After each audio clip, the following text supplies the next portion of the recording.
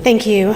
Good afternoon. It's really wonderful to be gathered with staff from the Carter Center and the Library and Museum for this very special moment. We're grateful to the Carter family for letting us have this time and the opportunity to say farewell to our founder, especially for all of us who will continue to carry on her amazing work.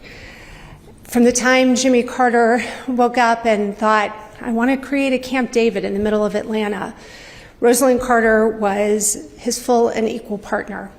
Everything that she did, from the founding of the leadership, founding and the support and the leadership of this center, they did together.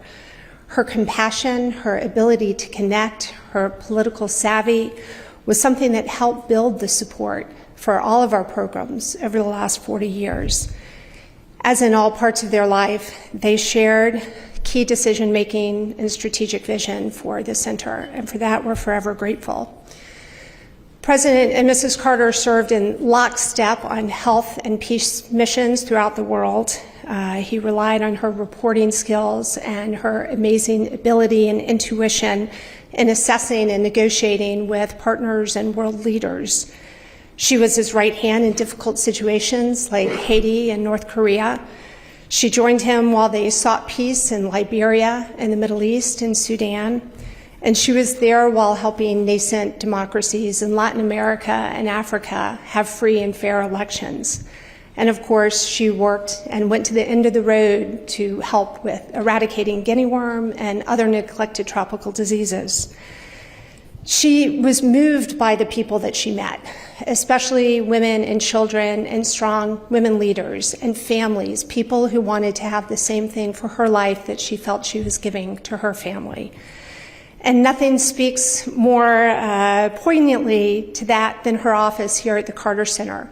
There is not one flat surface in that office that is not covered with a picture of her family, of her children, of her grandchildren, of her great-grandchildren, interspersed with world leaders, other first ladies, and media influencers, because that's what she was. She was a people person. And one of my favorite pictures is the one that sits across from her desk, and it's a group of women outside the White House in 1979 protesting against the Equal Rights Amendment. And I asked why she kept it there, and she said, because there was a lot of work left to do when we left the White House. And for 40 years, she did that work. Her top priority was mental health, and with her staff and the amazing experts in the Mental Health Task Force, she advocated for changes in public policy and the availability of treatment for people who needed them and elimination of stigma. She convened national and state leaders for the Mental Health Task Force, and she made sure we focused on at-risk children, veterans, and people who had been through trauma.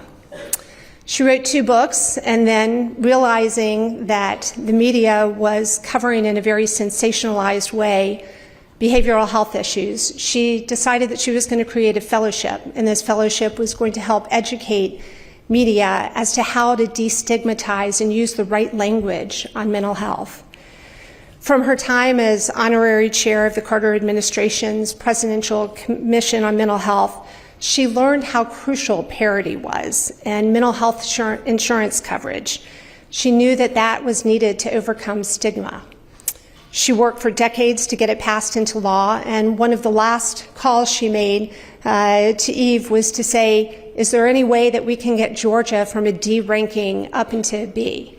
So in 2022, when Georgia passed the Mental Health Parity Act, for her, that was a sign that people were that much closer to recovery. And it was also a sign that the mental health program and our team here would be carrying on her legacy. For the Carter Center's mission of waging peace, fighting disease, and building hope, Mrs. Carter was a force multiplier.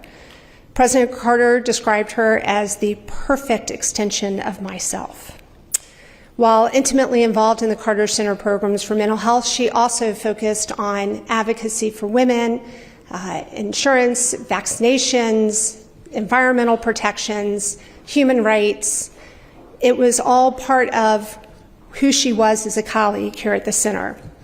She also shared her knowledge with students from Emory. She taught at Emory for Women's Studies. She had an endowed chair in 1997 at Emory. It was the first mental health endowed chair at any university in the nation.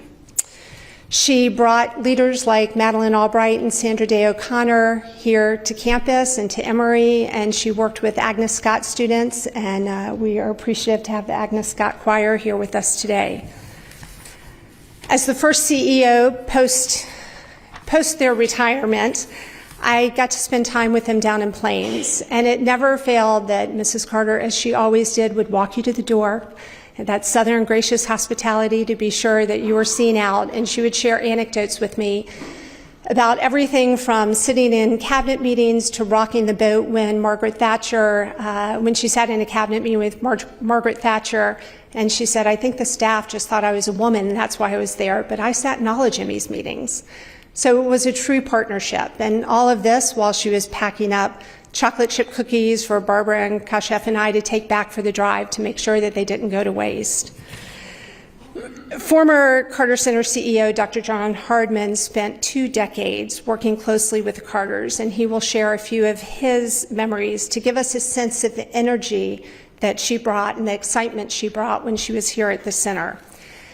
This is our lore. This is our reminder of the spirit and the traditions that our founders, and it is our inspiration.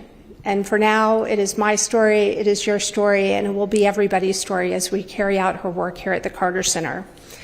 When asked what she wanted to be remembered for, she said, "I would like to think that people understood that I took advantage of the opportunities that I was given, and I did the best that I could." And I have to say, Mrs. Carter did more than that, and we'll miss her terribly.